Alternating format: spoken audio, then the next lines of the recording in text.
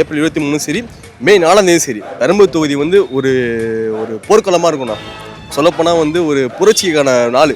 இப்போ நம்ம வந்து சொல்லுவோம் பார்த்தீங்கன்னா, சுதந்திரம் அடைஞ்ச நாள், அப்புறமா வந்து பார்த்தீங்கன்னா வந்து குடியரசு நாள், தீபாவளி, பொங்கல் அப்படி அந்தமாரி எங்களுக்கு வந்து மே 4 வந்து பார்த்தீங்கன்னா பெரம்பலூர் தொகுதி மக்களுக்கு வந்து மே 4 வந்து பார்த்தீங்கன்னா ஒரு புத்துணர்ச்சி நாள்ண்ணா. கண்டிப்பாக எல்லாமே சந்தோஷப்படுது.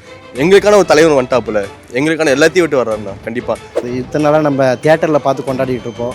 இப்போ நம்ம கூட பக்கத்தில் வந்து நிற்கிறாரு. ஸோ இன்னும் ரொம்ப கொண்டாட்டமாக இருக்குது. இதெல்லாம் எங்கள் அண்ணன் இந்த தொகுதியில் நிற்கிறான்னு எங்களுக்கு ஒரு பெரிய பெருமை. எங்கே போய் நின்றாலும் பெரும்பூரா எல்லோரும் திரும்பி பார்க்குற மாதிரி சந்தோஷமாக இருக்குது. ஆனால் ஆமாம், ஜெயலலிதா அம்மா இருக்கட்டும், எம்ஜிஆர் இருக்கட்டும், எல்லாருமே சரி சரிங்களா, அவங்க ஒரு செப்பரேட்டாக ஒரு தொகுதி தான் வந்து இது சூஸ் பண்ணுவாங்க. ஆனால் வந்து தளபதி அவர்கள் வந்து எங்கள் தொகுதியை சூஸ் பண்ணும்போது எங்களுக்கு ரொம்ப பெரிய விஷயம். அது வேணால் எங்களோட வாழ்வாதாரம், பொருளாதாரம் எல்லாமே உயரும். வந்ததே எங்களுக்கு ஒரு அதிர்ச்சியாக இருந்தது. அவர் வந்ததே எங்களுக்கு தெரியாது. வந்ததுமே தெரிஞ்சு நான் முதல் ஆளே நான் தான் அங்கே நிற்கிற மாதிரி இருக்கேன். இல்லை, ஆமாம், அவர் ரொம்ப கேஷுவலாக இருக்காருங்க. அவர் நாங்கள் இப்படி இருப்பார்னா எதிர்பார்க்கல.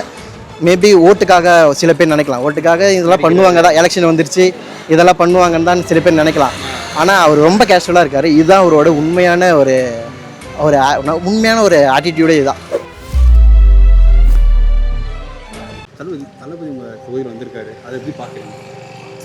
அதை என்ன சொல்கிறது, இத்தனை நாளாக நம்ம தியேட்டரில் பார்த்து கொண்டாடிட்டு இருப்போம். இப்போ நம்ம கூட பக்கத்தில் வந்து நிற்கிறாரு. ஸோ இன்னும் ரொம்ப கொண்டாட்டமாக இருக்குது.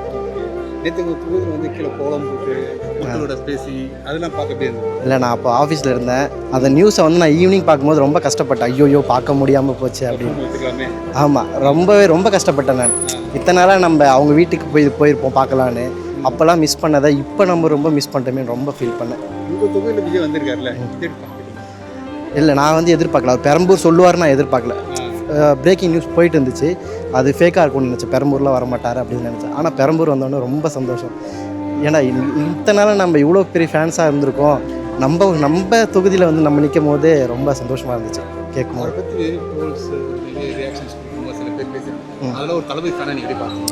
அது வந்து பெருசாக அவர் சொல்கிற மாதிரி தான், இக்னோர் நெகட்டிவிட்டின்ற மாதிரி அப்படியே நவுந்துட்டு நம்ம வேலையை பார்க்க போயிடணும். அது நம்ம ஏற்றிக்கிட்டால் நம்ம வேலையை பண்ண முடியாது. அதனால் அவர் சொன்ன மாதிரி இக்னோர் நெகட்டிவிட்டி பண்ணிட்டு போயிட்டு. ஆமாம், 23ன்றதை விட நான் மே 4 தான் ரொம்ப வெயிட் பண்ணுறேன். மே 4 கண்டிப்பாக வந்து ரெக்கார்ட் பிரேக்கிங் தான். எப்போ மூவி வந்தாலும், எந்த ஒரு சாங்ஸ் வந்தாலும், ட்ரைலர் வந்தாலும் ரெக்கார்ட் பிரேக்கிங்காக வெயிட் பண்ணுவோம். ஸோ அதே மாதிரி மே 4 அந்த ரெக்கார்ட் பிரேக்கிங்காக நான் வெயிட் பண்ணிகிட்ருக்கேன். கண்டிப்பாக பிரேக் ஆகும். நியூ ஓட்டர்ஸ்லாம் இருப்பாங்களா? ஆமாம், நியூ ஓட்டர்ஸ் வந்து யாரையும் லிசன் பண்ணாதீங்க. இதுக்கப்புறம் ஃப்யூச்சர் நம்ம கையில் இருக்குது. நம்ம டிசைட் பண்ணுற மாதிரி தான் வேர்ல்டு மாறணும், நம்ம ஸ்டேட் மாறணும். ஸோ அதுக்காக கண்டிப்பாக தளபதிக்கு ஓட் பண்ணுங்கள். அவர் சொன்ன மாதிரி 100% உண்மையாக இருப்பார். கண்டிப்பாக நம்ம ஸ்டேட்டை வந்து வேறு லெவலுக்கு கொண்டு போவார். இந்தியாவில் நம்ம ஒரு ஸ்டேட்டை ஹைலைட் பண்ணி கண்டிப்பாக காமிப்பார். நம்ம தேட்டரில் பார்த்த தளபதியை ஸ்ட்ரீட்டில் பார்க்குறோம், இந்த எப்படி பார்க்குறீங்க? இல்லை, அது ரொம்ப வித்தியாசமாக இருக்குது. நம்ம பார்க்கும்போது தேட்டரில் பார்க்கும்போது எப்படின்னா ஒரு பயங்கரமாக இருக்கும். அப்படியே ஒரு நம்மளே கை தட்டி கத்துற மாதிரி இருக்கும். இங்கே வந்தோன்னா ரொம்ப நார்மலாக நம்மள மாதிரியே இருக்கார். ரொம்ப நார்மலாக இருக்கார், சகஜமாக எல்லாரும் கூடயே இருக்கிறாரு. ஸோ அது வந்து ரொம்ப சூப்பராக இருக்குது. ஆமாம், இல்லை, ஆமாம், அவர் ரொம்ப கேஷுவலாக இருக்காருங்க. அவர் நாங்கள் இப்படி இருப்பார்னா எதிர்பார்க்கல.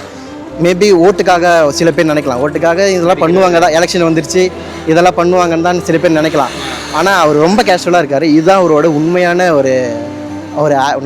ஒரு ஆட்டிடியூடே இதுதான். ஸோ அதனால் அவர் ரொம்ப கேஷுவல் தான். அவர் வீடியோ பார்த்து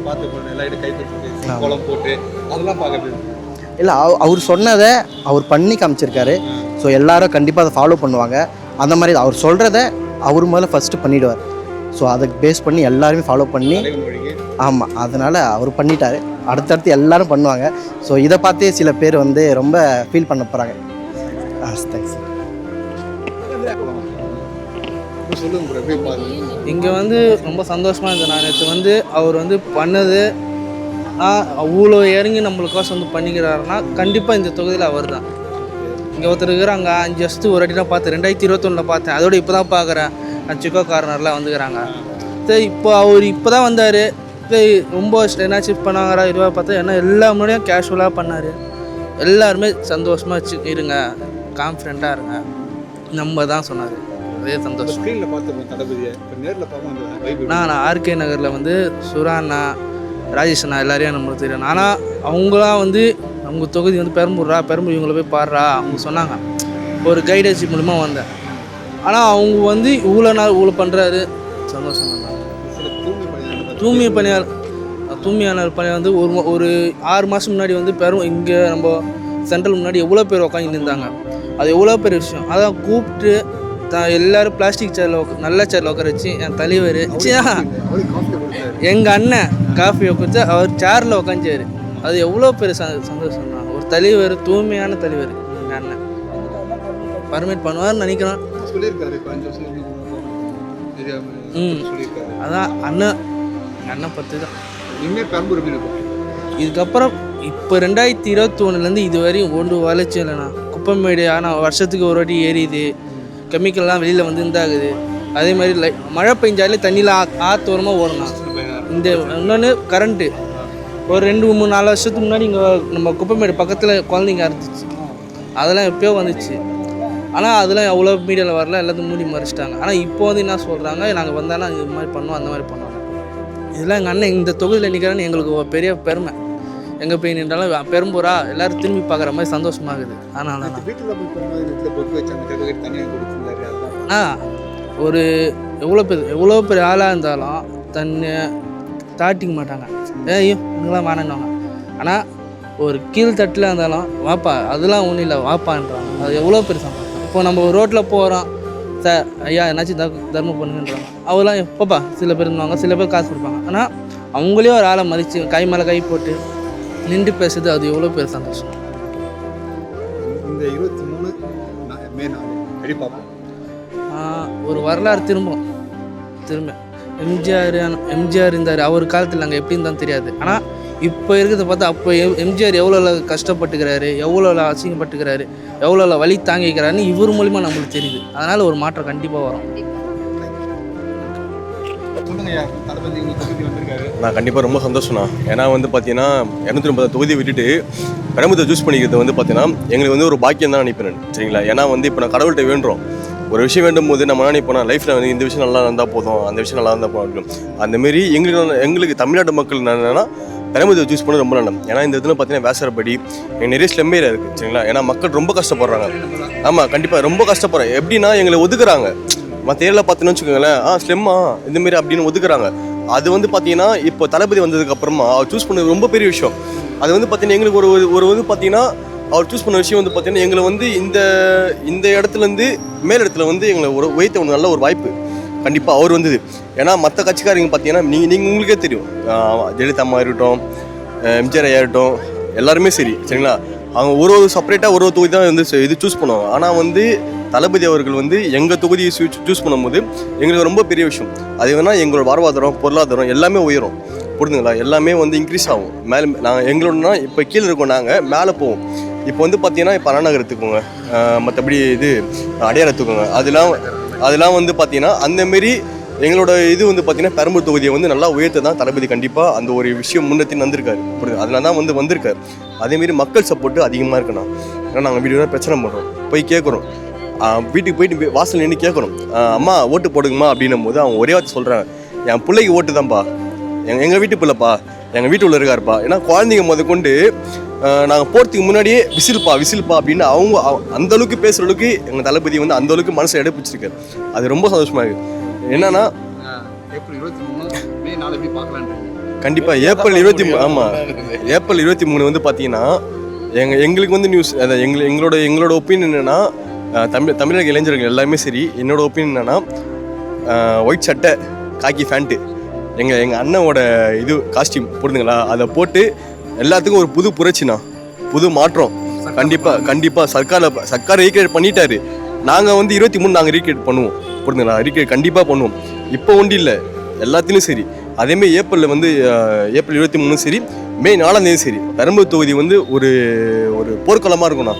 சொல்லப்போனால் வந்து ஒரு புரட்சிக்கான நாள்.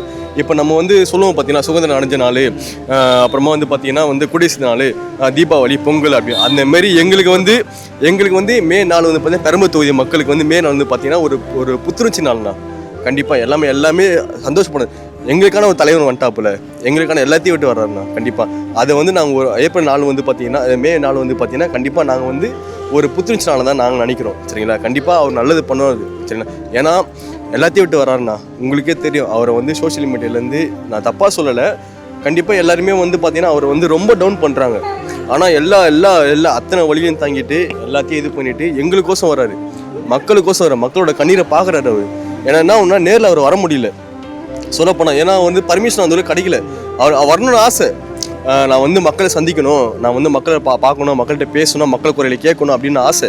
ஆனால் அவரால் வந்து எதுவுமே பண்ண முடியல, பர்மிஷனும் கிடைக்கல, அந்த அளவுக்கு வந்து ஸ்பேஷியஸும் இல்லை. ஏன்னா அவர் வந்தாலே பார்த்தீங்கன்னா தளபதி வந்துட்டாரு அப்படின்னு ஒரு சின்ன நியூஸ் பண்ணலே போதும், கிட்டத்தட்ட வந்து ஒரு லட்சக்கணக்கான மக்கள் வந்துடுறாங்க. இப்போ சின்ன சந்தை எடுத்துக்கோங்களேன், தலைவர் வர நியூஸ் வந்தாலே அவர் 5 நிமிஷம் வந்தாலே லட்சக்கணக்கான மக்கள் வந்துடுறாங்க. அப்போ வந்து அந்தளவுக்கு அவரால் வந்து அந்த மக்கள்கிட்ட பேசணும் ஒன்றுமே பண்ண முடியலன்னா அந்தளவுக்கு மக்களோட சம்பாதிச்சு வச்சிருக்காரு, மக்களை மனசை வந்து இது பண்ணியிருக்காரு. புரிஞ்சுங்களா?